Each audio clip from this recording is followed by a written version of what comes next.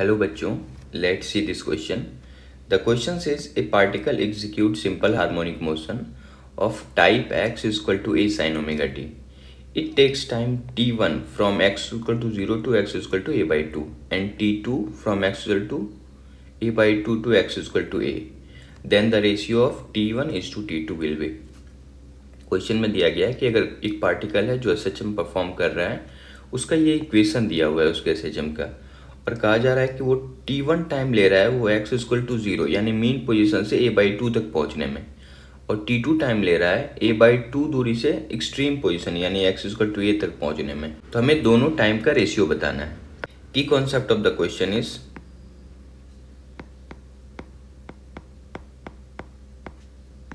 First key concept of the question is how the SHM perform. ऐसा समझ सकते हो कि अगर एक सिंगल लाइन में SHM परफॉर्म कैसे हो रहा होगा, ये चीज़ अगर आप समझते हो। एंड सेकेंड की concept of the question is by the help of phasor. अगर आपको फेजर का रूल पता है तो भी आप इस क्वेश्चन को कर सकते हो। एंड थर्ड की concept of the question is relation between omega यानी angular frequency and phi is the phase difference. Omega और फाई के बीच का रिलेशन पता है तो भी। ये तीनों की कॉन्सेप्ट की हेल्प से हम लोग इस क्वेश्चन को सॉल्व करेंगे। सपोज पार्टिकल मीन पोजीशन के अबाउट एसएचएम परफॉर्म कर रहा होगा। ये दोनों एक्सट्रीम पोजीशन है, ये माइनस से ले लो आप और ये प्लस से। यहाँ पे मीन पोजीशन है, पार्टिकल मीन से एक्सट्रीम पे जा रहा होगा, फिर मीन पे आते हुए दूसरे एक्सट्रीम पे जा रहा होगा और फिर से मीन पे आ रहा होगा, तो एक साइकिल कंप्लीट हो जा रहा होगा।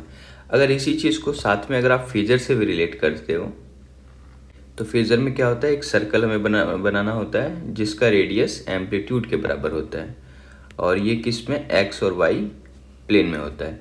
X axis V Y omega को रिप्रेजेंट करता है और यहाँ पे वाई एक्सिस पोजीशन को। तो यहाँ मैं एक्स लिख दे रहा हूँ, आप एक्स एक्सिस को भी पोजीशन मान सकते हो, ये आपके चॉइस पे डिपेंड है। ये क्या होगा, ये प्लस ए होगा और यहाँ पे माइनस ए होगा। ए फॉर एम्पलीट्यूड है यहाँ पे।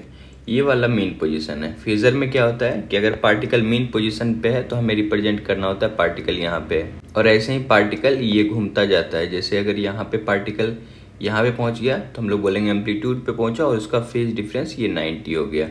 वैसे ही यहाँ पे आ गया तो हम लोग बोलेंगे फेज डिफरेंस 180 हो गया और वो वापस से मीन पे आ गया, फिर वापस से निगेटिव वाले एक्सट्रीम पे गया, फिर मीन पे आ गया, तो एक साइकिल कंप्लीट हो गया। इसे हम लोग ऐसा समझ सकते हैं कि देखो यहाँ से लेकर यहाँ तक ये फर्स्ट है, तो हम लोग समझ सकते हैं यहाँ से लेकर यहाँ यानी यहाँ ये फर्स्ट है। फिर लौटने वक्त आप देखो, मान के चलो ये वाला यहाँ से यहाँ तक सेकंड है, तो ये वाला सेकंड है। और वैसे ही थर्ड वाला आप देखो, यहाँ से यहाँ तक अगर थर्ड है तो आप इसे समझ सकते हो यहाँ से यहाँ तक ये थर्ड है, और फाइनली जब ये पहुँच गया मेन पोजीशन पे तो ये वाला फोर्थ है। तो इसका एक साइकिल ऐसे करके कंप्लीट हो जा रहा होगा। यही चीज़ अगर फेजर से अगर हम रिलेट करें तो शुरू में दिया गया है कि t1 टाइम लग रहा है पार्टिकल को x इक्वल टू 0 से x equal to a by 2 जाने में। शुरू में मीन पोजीशन पे है तो x इक्वल टू 0 स्टार्टिंग में हम लोग को पार्टिकल मानना पड़ेगा यहाँ पे, और फिर a बाई 2 यानी पार्टिकल कहीं यहाँ पे पहुँच गया होगा। यहाँ पे कहने का मतलब है कि ये जो वाई एक्सिस स्क्वायर यानी इसका जो प्रोजेक्शन आप लोगे वाई एक्सिस में जो डिस्प्लेसमेंट को बता रहा है, ये क्या होना चाहिए, a बाई 2। तो इससे हम लोग क्या निकाल सकते हैं, ये वाला एंगल निकाल सकते हैं, ये वाला भी एंगल निकाल सकते हैं और ये वाला भी एंगल निकाल सकते हैं। लेकिन फेज डिफरेंस मेनली क्या होगा, ये वाला एंगल होगा, क्योंकि स्टार्ट पार्टिकल यहाँ से किया है और यहाँ पे पहुँच गया, तो इसमें जो फेज चेंज आया यही फाई आया। तो आप देखोगे अगर इसमें आप कॉस थीटा वैल्यू लगाओ तो परपेंडिकुलर, अगर मैं ये इसे थीटा बोलता हूँ तो कॉस थीटा में क्या लिख सकता हूँ, equal to base upon hypotenuse यानी a बाई 2 और हाइपोटेनस a यानी 1 बाई 2। तो यहाँ से थीटा इक्वल टू आ गया 60 डिग्री। 60 डिग्री को हम लोग क्या लिख सकते हैं, पाई बाई 3। पर हमारे लिए फेज डिफरेंस जो है ये फाई है, ये वाला फाई है। तो यहाँ से फाई इक्वल टू क्या हो जाएगा, ये हो जाएगा pi by 2 90 minus pi by 3, यानी ये टोटल यहाँ से यहाँ 90 है और उसमें से आप थीटा घटा दोगे तो वही पाई हो जाएगा। तो ये हो जाएगा एक्चुअल में π/6 यानी 30 डिग्री, क्योंकि ये 60 है तो ये 30 हो जाएगा। तो ये वाला वैल्यू हमें मिल गया π/6। इसके बाद हमारा काम है थीटा और ओमेगा के बीच में रिलेशन निकाल के ये T1 टाइम को निकालना, क्योंकि यहाँ से यहाँ तक टाइम ही क्या लग रहा है क्वेश्चन के हिसाब से T1। आप देखो यही टाइम तो T1 है, यहाँ से यहाँ तक है। तो एक और बात आप देख लो, ये फर्स्ट वाले स्टेटमेंट के लिए स्टार्टिंग पॉइंट ये है, पार्टिकल यहाँ से स्टार्ट हो रहा है और पार्टिकल का एंडिंग पॉइंट यहाँ पे है। इसी के बीच का हम लोग फेज डिफरेंस और टाइम को रिलेट कर रहे हैं। तो अगर मैं फाई और ओमेगा के बीच का रिलेशन लगाऊं तो मैं नेक्स्ट पेज में ले रहा हूँ। तो रिलेशन होता है delta phi equal to omega T या ओमेगा डेल्टा टी आप कर सकते हो। तो हमारे लिए पहला टाइम क्या लगा है, T1 लगा है, और डेल्टा फाई क्या है, चेंज इन फेज, ये कितना π/6 आया है। तो हम लोग यहाँ डायरेक्ट कर सकते हैं π/6 is equal to omega. Omega की जगह हम लोग क्या लिख सकते हैं, 2π/कैपिटल टी फॉर टाइम पीरियड, और स्मॉल टी की जगह हम लोग T1 लिख सकते हैं, क्योंकि यहाँ से यहाँ तक जाने में T1 ही तो टाइम लगा है। तो यहाँ से पाई से पाई कैंसिल आउट हो जाएगा। स्मॉल T1 को आप क्या लिख सकते हो, T/12 हो जाएगा। ये T/12 आ गया।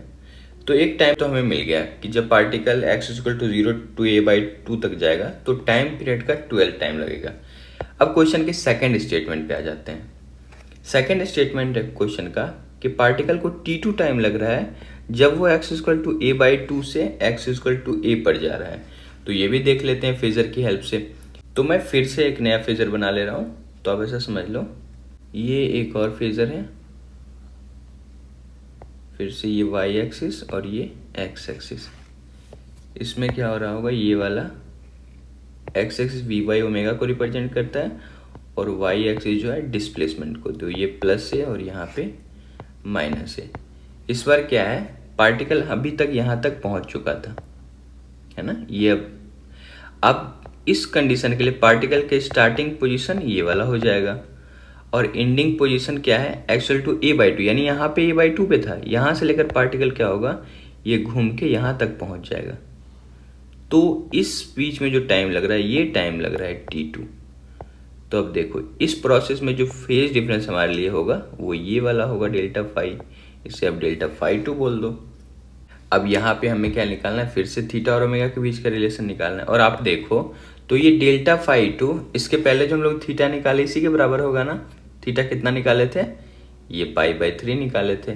तो यहाँ से आप इजीली देख पा रहे हो कि डेल्टा फाई 2 जो है ये π/3 है। तो बस हमें फॉर्मूला अप्लाई कर देना है, delta phi equal to omega delta T होता है। तो फाई 2 की जगह आप क्या लिख सकते हो, π/3 इक्वल टू ओमेगा। ओमेगा की जगह फिर से हम लोग लिख सकते हैं 2π/कैपिटल टी इंटू स्मॉल टी की जगह हम लोग क्या लिखेंगे, T2, क्योंकि यहाँ से यहाँ जाने में T2 टाइम लग रहा है। तो ये पाई से पाई कैंसिल आउट हो जाएगा। तो T2 इक्वल टू आ जाएगा कैपिटल T/6। तो अब देखो हमें T1 भी मिल चुका है, T2 भी मिल चुका है, और क्वेश्चन में क्या पूछा जा रहा है, अब देखो हमें रेशियो फाइंड करना है T1:T2। तो बस T1/T2 कर देना है। ये कितना हो जाएगा, T1 का वैल्यू T/12 है और T2 का वैल्यू T/6 है। तो आप इजीली देख पा रहे होगे ये T से T कैंसिल आउट हो जाएगा, 6 ऊपर चला जाएगा, 12 नीचे आ जाएगा। तो T1/T2 को आप लिख सकते हो 6/12 या फिर 1/2। तो अगर रेशियो में लिखना चाहे तो T1:T2 को हम लोग क्या लिख सकते हैं, ये लिख सकते हैं 1:2।